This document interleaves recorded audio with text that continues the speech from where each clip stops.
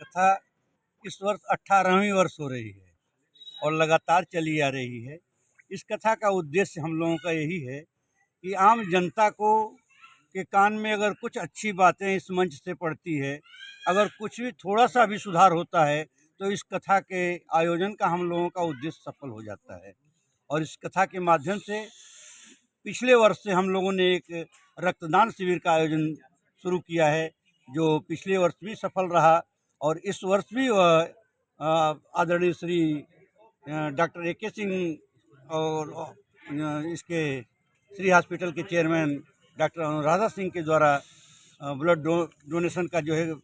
कार्य किया गया है। ये हम लोगों ने जो है, हम लोगों का उद्देश्य ये है कि जो भी इस आसपास के आम जनता को कभी न कभी ज़रूरत पड़ती रहती है, तो उसकी पूर्ति होती रहे और लोगों के जीवन की रक्षा हो सके। 7 कदम से कदम मिला के कम से कम 100 लोग लगभग चलते हैं,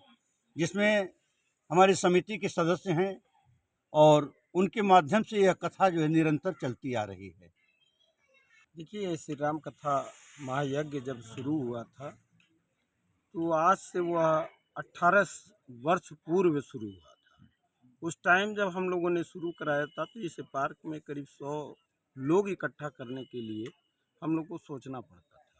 लगातार यह यज्ञ आगे बढ़ता रहा और इस दिव्य नगर की धरा पर यह श्री राम पार्क, जो श्री राम पार्क आज हम लोग कहते हैं, इस पार्क का जब हम नव निर्माण कराए उसी समय हमारी समिति के सभी लोगों की एक राय बनी कि हम लोग भगवान के नाम पे एक पार्क का नाम देंगे। तो इस पार्क का नाम ही श्री राम पार्क रख दिया गया और यह तय कर लिया गया कि यह कमेटी ही नहीं, कमेटी के बाद आने वाली जनरेशन भी, हम अगर अपने को अशक्त महसूस करने लगेंगे तो आने वाली नई जनरेशन को अपना उत्तराधिकारी बना के इस श्री राम पार्क का देके जाएंगे, ताकि यह कथा अनवरत सदियों तक चलती रहे। और इससे इसका उद्देश्य मात्र इतना ही है कि श्री राम कथा में भगवान राम की मर्यादा वह मर्यादा है जिस प्रकार से सुप्रीम कोर्ट में बैठे हुए जज साहब हमारे संविधान को उठा के संविधान के तहत लोगों को सजा देने का और छोड़ने का काम करते हैं, ठीक उसी प्रकार यह रामचरितमानस है जिसमें हमें अपने जीवन को जीने के लिए तमाम हमारे तौर तरीके भगवान की मर्यादा के रूप में हमें मिले हैं। यदि हम उस मर्यादा रूपी कथा का अनुसरण, हमारे कथा से 5% लोग हर वर्ष ठीक होते होंगे तो 90% लोगों को हम लोगों ने इस लायक बनाया कि उस परिवार में सुख और शांति बने और बच्चा अपने शिक्षा को ग्रहण करके अपने बूढ़े माँ बाप के भरण पोषण की जिम्मेदारी बड़े सही तरीके से उठा सके। यही हमारा उद्देश्य है इस कथा का और इसी उद्देश्य को आगे लेके बढ़ते हुए यहाँ संस्कार संस्कृति का विकास हो, हमेशा यही प्रयास श्री राम कथा सेवा समिति का रहता है। मैं आपको एक चीज़ और बताना चाहता हूँ कि यह श्री राम कथा सेवा समिति ने एक बार यह तय किया कि इस क्षेत्र में जो भी निर्धन माता पिता हैं,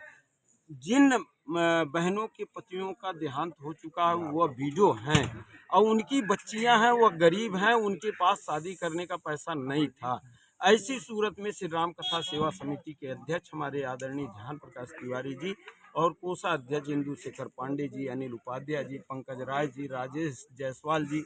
और हमारे दयानंद जी, अजय मिश्रा जी, संतोष त्रिपाठी जी, मनु वर्मा जी, इस तरह से जितने भी हमारे सदस्य थे सबकी राय लेके यह सक्रिय सदस्यों की राय ली गई कि हम लोग उनकी कैसे मदद कर सकें। तो इस श्री राम कथा समिति के माध्यम से एक बार 5 कन्याओं की और एक बार 3 कन्याओं की बड़े धूमधाम से शादी किया गया और एक बिटिया को 30 साड़ी, 5 साड़ी एक बिटिया को, और इस तरह से पूरे 5 कन्याओं को 150 साड़ियाँ एक साथ दी गई थी। उसके बाद उन्हें जो शादी में बक्से इत्यादि दिए जाते हैं, जेवर दिए जाते हैं, 2 सोने के 3 चांदी के, यह मतलब अपनी बेटी की तरह उनको दिया गया और उनका बाकायदे बारात मंगाई गई इस पार्क में, उनका पाँव हम लोगों ने पूजा है। आज वह बिटिया बेटों की माँ बन चुकी हैं।